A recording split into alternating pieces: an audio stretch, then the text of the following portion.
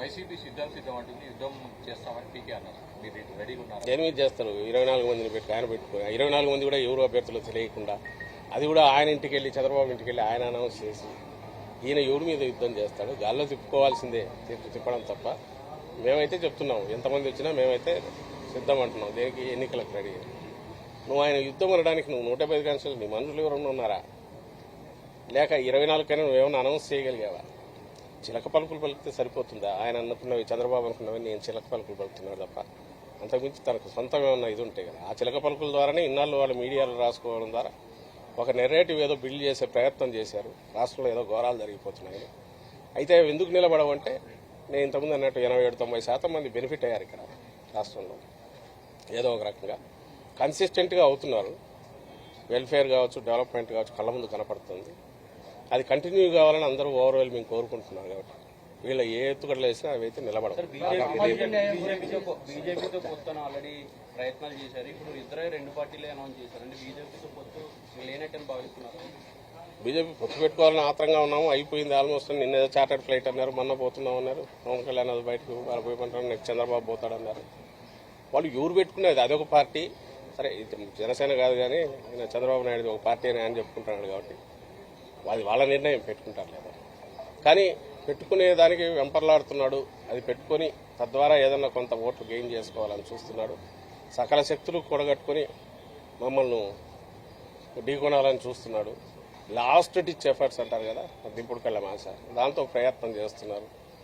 అనే దాంట్లో భాగంగా ఆయన పోయి అమిత్ షాను కలవడము, బీజేపీ వాళ్ళతో లోపాయికారిగా ఈయన ఏజెంట్లు ఉన్నారు కదా అక్కడ, టీడీపీలోంచి బీజేపీలో ఉన్న 4-5 నాయకులు, వాళ్ళ ప్రయత్నాలు ఇవన్నీ మీ మీడియాలో మీరే రాస్తున్నారు, బయటకు వస్తున్నాయి.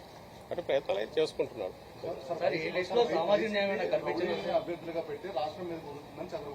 ఏది అది ఏదన్నా అనుకోవచ్చు. ఎవరు అనేది ప్రజలకు తెలుసు.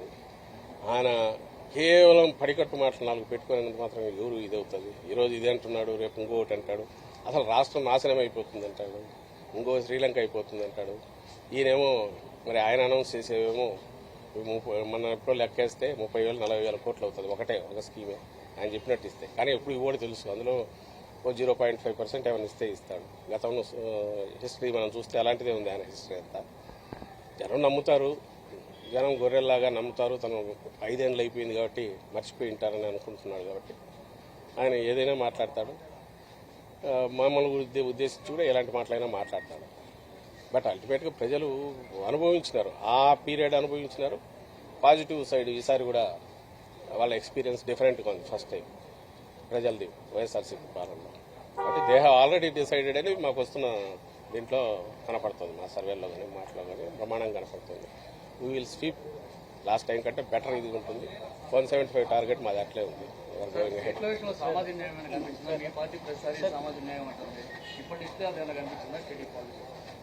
అసలు అది ఆ లిస్టే దానికి ఏదైనా ఒక ఇది లేదు, శాంక్టిటీ లేనప్పుడు దాంట్లో మళ్ళీ దానికోసం వెతకడం అని చూసేది. ఇంకా అందులో అనౌన్స్ చేయాల్సి ఉన్నాయి. అతను సామాజిక న్యాయం మా వైపు నుంచి అయితే ఒకరితో పోల్చుకోవాల్సిన పరిస్థితులు అయితే లేవు. ఈయన క్రియేట్ చేసిన బెంచ్ మార్క్ ఏదైతే ఉందో జగన్మోహన్ రెడ్డి గారు, అది దాని దగ్గరికి రావాలంటే వీళ్ళ వల్ల జన్మలో కాదు. ఎందుకంటే వీళ్ళు ఎప్పుడు ఆ తరహా ఆలోచించలే. సోషల్ ఇంజనీరింగ్ గురించి ఆ ధైర్యము చేయలే.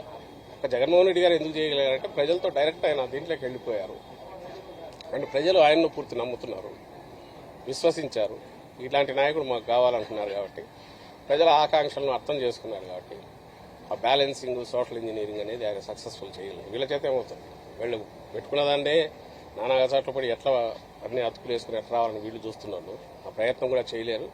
ఒకవేళ చేసినట్టు లేక అంకెల్లో చూపాలని చూసినా జగన్మోహన్ రెడ్డి గారు చేసింది ఒక పోటీ దగ్గరే కాదు, మొత్తం ఎంటైర్ స్పెక్ట్రంలో చేస్తూ వచ్చారు. జీవితాల్లోనే మార్పు అట్లా తీసుకొచ్చారు. నామినేటెడ్ పోస్టులు కానీ, మిగిలినవి కానీ, క్యాబినెట్ దగ్గర నుంచి కింది వరకు జెడ్పీలు కానీ, లోకల్ బాడీస్, ఇవన్నీ చూసినప్పుడు వీళ్ళెక్కడ తట్టుకుంటారు, వీళ్ళెక్కడ పోటీ పడతారు. ఊరికే పిగ్మీలాగా ఎట్లా మరుగుజుల్లాగా ఉండాల్సింది తప్ప ఆ విషయంలో సోషల్ ఇంజనీరింగ్లో అంతకుమించి అయితే వాళ్ళు చేయగలిగింది.